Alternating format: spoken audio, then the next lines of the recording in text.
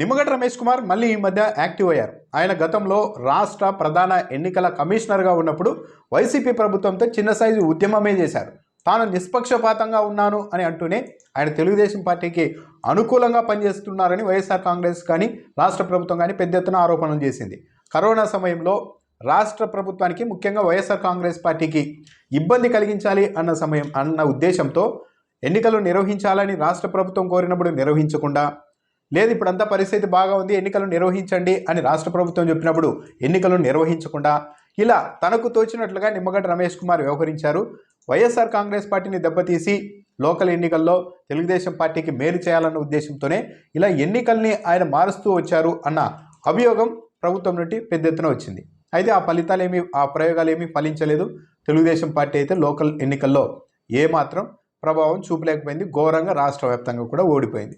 ఇప్పుడు మళ్ళీ అసెంబ్లీ ఎన్నికలు వస్తున్న నేపథ్యంలో కొద్ది రోజులుగా నిమ్మగడ్డ రమేష్ కుమార్ యాక్టివ్ అయ్యారు. ఒక సంస్థను ఏర్పాటు చేసుకొని రాష్ట్రంలో ప్రజాస్వామ్యం, విలువలు, శాంతి భద్రతలు ఇలాంటి అంశంపైన ఆయన ప్రధానంగా దృష్టి కేంద్రీకరిస్తున్నారు, మాట్లాడుతున్నారు.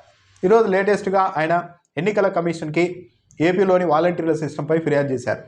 ఎన్నికల్లో వాలంటీర్ల భాగస్వామ్యమే లేకుండా చేయాలి అని అంటూనే ప్రధానంగా ఒక డిమాండ్ను కూడా తీసుకొని వచ్చారు. ఇప్పటి వరకు జగన్మోహన్ రెడ్డి ప్రభుత్వం వచ్చిన తర్వాత వృద్ధాప్య పింఛన్లను వాలంటీర్లు ఇళ్ల వద్దకే తీసుకెళ్లి వృద్ధులకు ఇస్తున్నారు. కానీ ఇకపై అలాంటిది చేయవద్దండి, అడ్డుకోండి వాలంటీర్లని అంటూ ఎన్నికల కమిషన్ను నిమ్మగడ్డ రమేష్ కుమార్ కోరారు. బ్యాంకు ఖాతాలు ఉన్న వారికి బ్యాంకు ఖాతాల్లో వేయండి, ఖాతాలు లేని వాళ్ళు సచివాలయాల దగ్గరకు వచ్చి తీసుకునేలా చేయండి. అసలు సచివాలయం దగ్గర కూడా రాలేని పరిస్థితుల్లో అంగవైకల్యం ఉన్న వారికి మాత్రమే ఇంటి దగ్గర పింఛన్లు ఇచ్చేలా చేయండి. వాలంటీర్ల పట్ల నిర్దాక్షిణ్యంగా వ్యవహరించండి. ఎవరైతే రాజకీయ కార్యక్రమాల్లో పాల్గొంటున్నారో వాళ్ళందరినీ తక్షణం తొలగించాలి అని కూడా నిమ్మగడ్డ రమేష్ కుమార్ తన లేఖలో ఈసీని డిమాండ్ చేశారు. అయితే తెలుగుదేశం పార్టీకి మంచి చేయాలన్న ఉద్దేశంతో కావచ్చు, వైసీపీని ఇబ్బంది పెట్టాలన్న ఉద్దేశంతో కావచ్చు, ఈ డిమాండ్ను నిమ్మగడ్డ రమేష్ కుమార్ తెరపైకి తెచ్చినప్పటికీ ఒకవేళ దీన్ని ఇంప్లిమెంట్ చేస్తే అల్టిమేట్గా మళ్ళీ తెలుగుదేశం పార్టీకి దెబ్బతినే అవకాశం ఉంది. ఎందుకంటే చంద్రబాబు నాయుడు హయాంలో పింఛన్ల కోసం వృద్ధులందరూ సచివాలయాల దగ్గరికి, అధికారుల దగ్గరికి వెళ్ళేవారు, ప్రభుత్వ కార్యాలయాల వద్దకి. ఉదయం వెళ్తే సాయంత్రం వరకు ఉండేది పంపిణీ. క్యూ లైన్లలో ఉండేవాళ్ళు.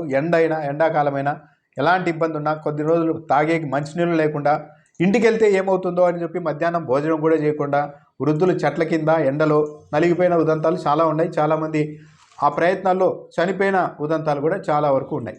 కానీ జగన్మోహన్ రెడ్డి ప్రభుత్వం వచ్చిన తర్వాత అది ఏదీ లేదు. 1వ తేదీనే మార్నింగే తెల్లవారుజామున నుంచే 1-2 గంటల్లోనే మొత్తం రాష్ట్ర వ్యాప్తంగా పింఛన్ల పంపిణీ పూర్తయిపోతుంది. వృద్ధులు ఎవరు బయటకు రావాల్సిన అవసరం లేకుండా జరుగుతుంది. ఇప్పుడు నిమ్మగడ్డ రమేష్ కుమార్ చెప్పిన డిమాండ్ను ఈసీగిన అమలు చేస్తే, వాలంటీర్లను ఇంటి వద్దకు వెళ్లకుండా చేస్తే, వృద్ధాప్య పింఛన్లు ఇంటి వద్దే వృద్ధులకు అందకుండా చేస్తే పరోక్షంగా చంద్రబాబు నాయుడు కాలాన్ని వాళ్ళకి ఇప్పుడు మళ్ళీ గుర్తు చేసినట్టు అవుతుంది. చంద్రబాబు నాయుడు హయాంలో ఇలాగే కదా సచివాలయాల దగ్గరికి, ప్రభుత్వ కార్యాలయాల దగ్గరికి వెళ్లాల్సి వచ్చేది. ఇప్పుడు మళ్ళీ అది వచ్చింది. కాబట్టి జగన్మోహన్ రెడ్డి మనకి ఎంత మేలు చేశారు, చంద్రబాబు నాయుడు హయాంలో ఎంత ఇబ్బంది పడ్డాము అన్న ఒక పోలికను తీసుకోవడానికి వృద్ధులకు మళ్ళీ ఒకసారి అవకాశం ఇచ్చినట్టు ఉంటుంది. పోల్చుకుంటారు తప్పనిసరిగా. దాంతోపాటు బ్యాంకు ఖాతాలు ఉన్న వారికి బ్యాంకులో వేయండి అంటున్నారు. కానీ వృద్ధులకు ఎక్కడ బ్యాంకు ఖాతాలు ఉంటాయి? ఈ డిమాండ్ తెలుగుదేశం పార్టీ కూడా చేస్తోంది. అసలు ఎందుకు చేతులకు డబ్బులు ఇవ్వడం, నేరుగా బ్యాంకు ఖాతాల్లో డబ్బులు వేస్తే బాగుంటుంది కదా అని రఘురామకృష్ణరాజు లాంటి వారు కూడా గతంలో డిమాండ్ చేశారు. ఇది తప్పు. బ్యాంకు ఖాతాల్లో వేస్తారు. ఆ వృద్ధులు మళ్ళీ ఏటీఎంల దగ్గరికి వెళ్ళి క్యూలో నిలబడుకొని మళ్ళీ అక్కడ డబ్బులు తెచ్చుకోవాలి. చాలామందికి ఆ పరిజ్ఞానం ఉండకపోవచ్చు.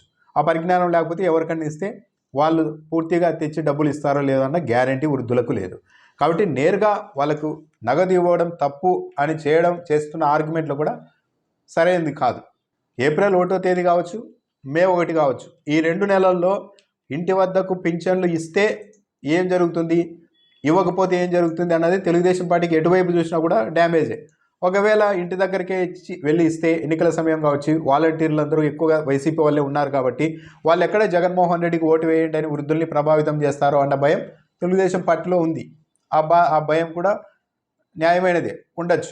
కానీ అలా అని చెప్పి వీళ్ళు వాలంటీర్లు అసలు వెళ్ళకూడదు, పింఛన్లు ఇంటి దగ్గర ఇవ్వకూడదు అని అంటే మాత్రం పాతకాలాన్ని చంద్రబాబు నాయుడు హయాంలో ఎలా అయితే ఇబ్బంది పడ్డారో దాన్ని మళ్ళీ గుర్తు చేసినట్టు అవుతుంది. తెలుగుదేశం పార్టీకి నష్టం చేసుకున్నట్టే అవుతుంది. కాబట్టి తెలుగుదేశం పార్టీ చేయాలనుకుంటే మరో డిమాండ్ చేయవచ్చు. వాలంటీర్లను పక్కన పెట్టండి, ఎలాగో సచివాలయం వ్యవస్థ ఉంది కాబట్టి ఆ 10 మంది ఎంప్లాయీస్ ఉన్నారు కాబట్టి వాళ్ళ ద్వారా ఈ పింఛన్లు పంపిణీ చేయండి అని కోరవచ్చు. కానీ వాలంటీర్లపైన తెలుగుదేశం పార్టీకి అనుమానమే ఉంది, సచివాలయ ఉద్యోగులపైన కూడా వాలంటీర్లకు అనుమానాలే, టీడీపీకి అనుమానాలే ఉన్నాయి. కాబట్టి తెలుగుదేశం పార్టీ ఈ పరిస్థితి ఎటు చూసినా కూడా ఇబ్బందికరమైనదే. నిమ్మగడ్డ రమేష్ కుమార్ మరో కీలకమైన డిమాండ్ కూడా చేశారు. ఎవరైతే వాలంటీర్లు రాజకీయ కార్యక్రమాల్లో పాల్గొంటున్నారో వాళ్ళని నిర్దాక్షిణ్యంగా సస్పెండ్ చేయాలి, విధుల నుండి తొలగించాలని కూడా ఆయన డిమాండ్ చేస్తున్నారు. కానీ ఈ డిమాండ్ అమలు అన్నది మాత్రం దాదాపు అసాధ్యంగా ఈసీకి కూడా మారింది. ఎందుకంటే వాళ్ళేమి సర్వీసు ఉన్న ఉద్యోగులు కాదు, నిబంధనలు ఉన్న ఉద్యోగులు కాదు, వాలంటీర్లుగా చేస్తున్నారు. నెలకు 5,000 రూపాయలు ఇస్తూ ఉన్నారు. వాళ్ళకి తెలుసు ఇప్పుడుగిన జగన్మోహన్ రెడ్డి మళ్ళీ రాకపోతే, చంద్రబాబు నాయుడు వస్తే తమ అందరినీ తొలగించేస్తారని వాళ్ళకి తెలుసు.